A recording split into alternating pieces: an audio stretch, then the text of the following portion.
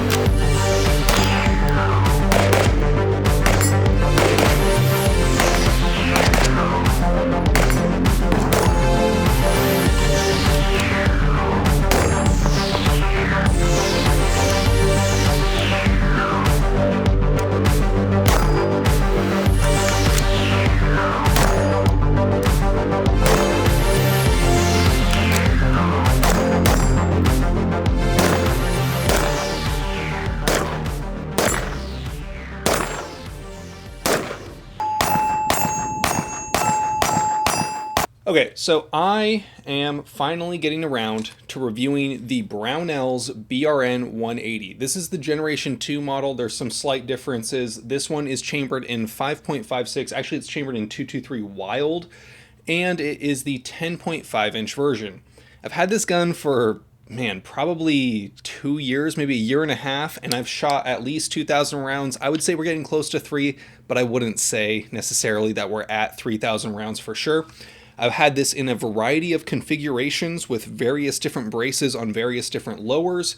I have had it with an EOTech, had it with an aim point, had it with various muzzle devices on it, different lights, different sights, and I feel like I've had enough time with it to actually give my final thoughts. Personally, I think that the BRN180 is how every AR pistol should be set up, with a few exceptions, but I think it is a huge improvement over the typical AR pistol, and it's why when it comes to me having time to shoot a shorter AR, I always end up coming back to this one instead of my many other configurations that I can have. Now, some disclaimer out of the way though first before we go.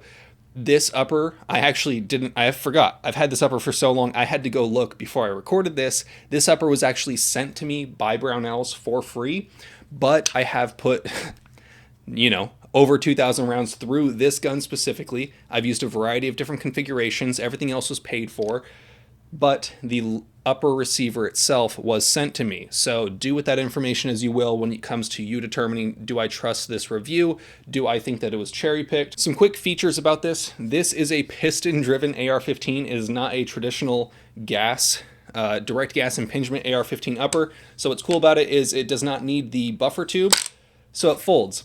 This is a very nice feature for me because when I'm traveling in other states where it's legal, I can just have this sitting underneath my seat and it fits under my front driver's seat. When I'm transporting it legally in the state of California, because it folds down, this fits into a smaller bag which can be then put inside, unloaded in a locked container. So I need a smaller bag, more discreet bags. Handguard is fixed. You can't get different handguards. Okay, whatever. Would I love to put a Keymod handguard on this? Yes, just to piss people off. But you're stuck with an M-LOK handguard, which is pretty much the standard in the industry nowadays. I have not had it come loose in any way, shape, or form. I've taken it off a few times and put it back on just to check out what was going on underneath the hood with the piston system because I had never owned a pistoned AR before. So I thought it was pretty interesting, but I have had no issues with this whatsoever.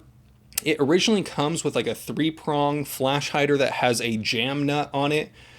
I'm not a huge fan of that style of flash hider, so I just threw on one of these A2 flash hiders that I had laying around because at the end of the nuclear war, what will be left is cockroaches, Twinkies, and A2 flash hiders. So I just threw one of those on there because I liked it better. I just like the looks of it more. Some people hate that on here, but it just is what it is. The piston system is interesting. It has 2 settings, suppressed or unsuppressed. Obviously, in the state of California, I'm shooting this entirely unsuppressed. I've heard people say that these guns handle suppression very well, but that is not something that I will say because I've never shot this specific upper suppressed. So If that's something you're interested in, I'm sorry, I don't have that kind of information for you. When it comes to handling it, I'm not a huge fan of the old AK reach around. As much as I do love a good reach around, when it comes to my ARs, it's just not what I want. You can't come over the top. I just don't really like it that much. There are companies that make, extended size charging handles, because as you can see here, it comes off to the side here. There's companies that make ones that just come straight out instead of coming up. I know some people have had issues with various scopes. Depending on the mounting system that you're using, it could potentially get in the way here. I've never had that issue because I've only really ran red dots of various types, or EOTechs of various types, I guess, on this. So I haven't had that issue with clearance. I would much prefer, though, a traditional charging handle style. I understand that this was meant to be a recreation or a reimagination of the AR180 system, so I understand it and I accept it. And to be honest, you're not really using the charging handle a whole lot when you're shooting this gun. One thing that I noticed was that when I am a big proponent of bad levers. I like them. There's a whole lot of reasons for that. A ton of people really don't like bad levers. Whatever, you're wrong. Bad lever is good. But unfortunately on this gun, because of the width of the upper receiver, you can't actually put a bad lever on because it basically forces the bolt catch to constantly lock open, meaning that you're popping both pins and then pulling the upper off and then taking your bad lever off. I've tried that on multiple lowers with bad levers. Bad levers not compatible with this. I don't think you could even run like a PDQ or any sort of lower with a traditional, just like a press here, because this dust cover would get in the way. So if you're looking for a true ambi setup, this might not be the way. This might not be the system for you. So how does it shoot? What's the accuracy like? Well, when I shoot, you have to keep in mind, I shoot shitty ammo, I use unmagnified optics, and I have an astigmatism. So what astigmatism is instead of a red dot or a holographic sight looking like a nice, crisp, perfect circle, to me, the only way I can describe it is it either looks like one of two things: a shooting star, or it looks like a shotgun pattern on a piece of paper at about 10 yards. So it doesn't look perfectly circular. So when I use a red dot, each one is different to my eyes. So I have to kind of learn how to use whatever red dot it is that I'm specifically using and kind of aim with an oblong shape. So that makes it less precise. It makes the dot appear bigger. It's unmagnified optics, and I use shitty ammo for the most part, just cheap 55 grain. I'm getting 2.5-inch groups out of a 10-inch gun. 2.5-inch groups with shitty ammo, with unmagnified optics, and my special eyes. That's not bad. In my opinion, that's par for the course. What am I using this gun for? Not long-range precision shooting. So, if you're thinking home defense, if you're thinking defense of property, two very different things. Just something to think about. So for me, I think 2.5-inch is at 100 yards is plenty enough accuracy for me. With this kind of setup, with this kind of gun, with my special eyes, with the ammo that I'm using, I think that's fine. Reliability. I had a few jams while shooting this gun. I don't think that I can actually attribute it to the gun. They all happened very recently when I bought I think my voice just cracked there. When it happened? So yeah, when I was shooting very recently some steel case ammunition within the last, I would say 6-7 months, I have had 3 instances where I pull the trigger and it does not go bang. I look at the primer of the steel case ammunition, hard strike. It's not a light strike. This was a complete solid hit, but about 3 times that happened where the round did not go off. I'm attributing that to the ammo. When it comes to the reliability of the actual upper, I have had 0 issues. This gun has not jammed on me.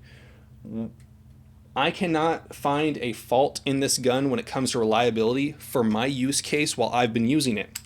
Some people like to discuss like how on an AK, the dust cover when opened leaves a very large hole exposed in the rear that dirt, grime, mud, and whatnot could get into. I live in a very moderate climate here in California. I don't go into mud very often. I don't bring this gun, or I wouldn't bring this gun into a situation where I think I might be in a war zone. I don't bring it to a situation where I think it might get muddy. I do bring it sometimes to snowy environments, but I don't really foresee that being a huge problem for me because the likelihood of needing a gun ever is pretty low. The likelihood of needing a gun and needing a gun in a position where I would never find myself anyway, also very low. I think that if I had more AR pistols, if they offered it in a variety of different barrel lengths, different calibers, they do offer it in 223 and 223 Wild and 300 Blackout. But if they've had different variety, I would probably own more of these because they're very neat. Having the folding brace and being able to shoot it with the brace folded is huge. That's awesome. I really like that. It allows it to be more compact, fold down easier without having to add extra mass in areas that it wasn't designed for. Like with the law folders, they seem to work very well, but you're kind of like fiddling with the gas system area of the gun. And for me, I'm not a huge fan of that. And you can't really shoot it and have it cycle while folded. So another reason why I don't like that as much. I think that guns like this, the BRN180, the Foxtrot Mike, the SIG MCX, and various other folding AR style uppers, I think this is the future. I think that 10, 15 years from now, we're going to look back and think, damn, we were really putting law folders on all of our guns when we could have just had one of these, something like this. Why was this not around sooner? So for me, I like this kind of system. So reliability, accuracy, we've talked a little bit about feel, but a little bit more about that is I notice when shooting this gun, it gets incredibly hot. I don't know what it is. I don't know why. I notice the heat on this gun a whole lot more. I'm very happy to have these Slate Black Industries rails. I think you can use code THOUGHTS for 10% off or something like that. I would support Gun Thoughts. But these do seem to work well. At various times, I have wrapped hockey tape and whatnot around here, and that seems to help a little bit, but the upper just gets very hot. It's not like an AK where if you shoot a few mags through an AK, you basically are just playing with fire. Anytime I shoot an AK, I always end up burning my hands on the front handguard retaining cap or whatever the hell it is that you call it. But there's so much metal on an AK that gets hot. It's not nearly as bad on the BRN180, but I do notice that this whole section here where I assume the barrel nut and whatnot is, it does get very hot. I shoot pretty fast. I shoot a lot of rounds through the guns. I tend to not take long breaks when I'm shooting. So could that be it? Yes.